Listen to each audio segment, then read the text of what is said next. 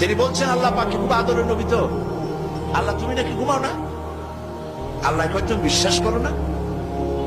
হযরত মুসা আলাইহিস সালাম বললেন আল্লাহ অবশ্যই বিশ্বাস করি, তবে বুঝি না বিষয়টা কি, বুঝি না কেমনে না ঘুমাই পারে, বুঝি না। আল্লাহ আচ্ছা ঠিক আছে, তুমি যখন বিশ্বাস করছো তখন আর অসুবিধা নেই, বিশ্বাস না করলে মুসিবত ছিল। পয়গম্বর মানুষ, তাকে তো বলতেই হবে বিশ্বাস করি, তবে বুঝি না। আল্লাহ কয় ঠিক আছে, বিশ্বাস যখন করো আমি বুঝাই দেবো। নিয়ে আসো এক গ্লাস পানি, এক গ্লাস পানি নিয়ে আসলেন, দাঁড়ায় থাকো। মুসা আলাইহিস সালামকে আল্লাহ বললেন পানি নিয়ে দাঁড়ায় থাকো, আর ঘুমের আল্লাহ করলেন মুসারে ধর। মুসা আলাইহিস সালামের ঘুম এসে গেল,